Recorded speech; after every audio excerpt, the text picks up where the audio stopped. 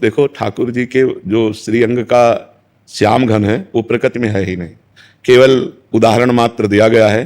प्रभु अनुपम है, अनुपम माने उपमा रहित। जैसे केकी कंठाभ नीलम भगवान श्री राम के लिए आता है, कैसे बोले केकी कंठाभ, केकी कहते हैं मोर, मोर के कंठ में जो नीलिमा होती ना, बोले ऐसे, बोले कैसे, बोले घनश्याम घन मेघ जैसे, नवनीरद घनश्याम, नवनीरद नवीन मेघ एकदम प्रकट हुआ बरसने को जैसे वो श्याम रंग। ये कोई भी भगवान के श्रीअंग की श्यामता को, भला प्रकृति का रंग चिदानंद रंग कैसे हो सकता है।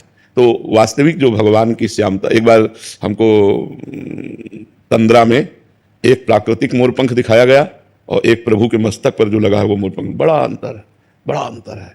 प्रभु के श्यामता जो है वो इंद्र नीलमणि श्याम मनोहर, कहीं इंद्र नीलमणि श्याम सुंदर, कहीं नवीन मेघ जलधर, कहीं केकी कंठाभ नीलम, ऐसे जो वर्णन आया है मान लो नील कमल जैसा आया है। लेकिन ये सब जितने वर्णन हैं ये सब उपमाएं हैं, लेकिन भगवान तो अनुपमेय हैं, उपमा रहित हैं। उनकी उपमा कैसे दी? हमने क्या मोर के कंठ को देख लिया तो भगवान की श्यामता को देख लिया क्या?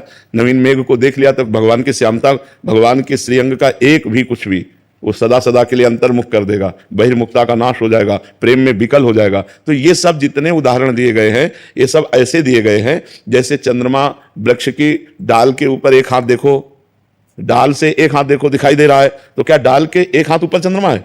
लाखों करोड़ों हाथ ऊपर है, लेकिन हमें दिखाई दे देता है, अकेले दिखाई देता? हाँ हाँ दिखाई दिया। बोले देखो इस अमुक के ऊपर चंद्रमा दिखाई दे, हाँ हाँ दिखाई दिया। तो इसे कहते हैं चंद्र शाखा न्याय।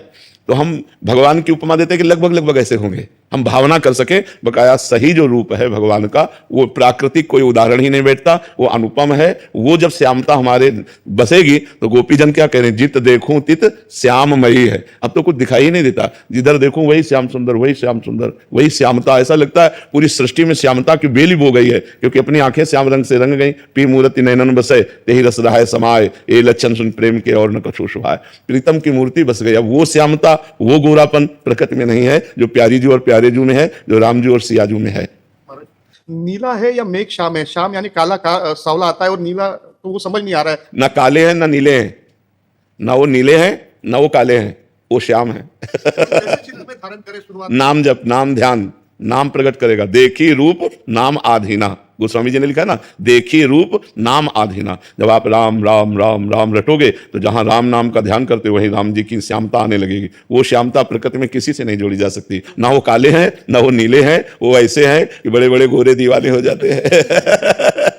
बहुत सुंदर है, बहुत सुंदर है। कोटि कोटि कंदर्प मूर्छित हो जाए उनके रूप को देखकर, ऐसे सुंदर है प्रभु। और ये इतने सुंदर है कि वो स्वयं मोहित हो जाते हैं अपने बाल रूप में। जब मणिजटित खंभे हैं और उनमें देखते हैं तो बालक नजर आता है, तो बार बार ऐसे गले लगा लेके खुशी, इतने सुंदर है कि वो खुद अपने को गले लगाना चाहते हैं। स्वमन मन मोहन, स्वमन मन मोहन, स्वयं के मन को मोहित कर ले, इतना सुंदर रूप प्रभु का है। मुनि मन मोहन, मदन मन मोहन, विश्व मन मोहन भगवान को कहा है, और राधा मन मोहन। तो इसलिए उनका जो रूप है, उनकी जो श्यामता है वो ना नीली है ना काली है, एकदम अद्भुत श्यामता। अब उस अद्भुत श्यामता को बोले कैसी है? बोले जैसे मोर के कंठ की, केकी कंठाभ नीलम। बोले कैसे? उसे जैसे नवीन जलधर। अब उदाहरण में कुछ तो, सूर्य के प्रकाश को हम कैसे उदाहरण दे सकते हैं? लेकिन जब हम कागज में बनाते हैं सूर्य और उसमें स्याही भरते हैं तो लगने लगता है ना ये सूर्य है, सूर्य का प्रकाश है। लेकिन क्या उसमें सूर्य का प्रकाश आ गया क्या? ऐसे ही श्यामता का वर्णन है, क्योंकि भगवान अनुपम है। तो भगवान का सब कुछ अनुपम है, उनका कोई उदाहरण नहीं दिया जा सकता कि भगवान कैसे। बोले भगवान ऐसे, ऐसे उदाहरण हो गया तो उपमा हो गई ना। भगवान अद्वितीय है, अनुपम है। समझ पा रहे आप?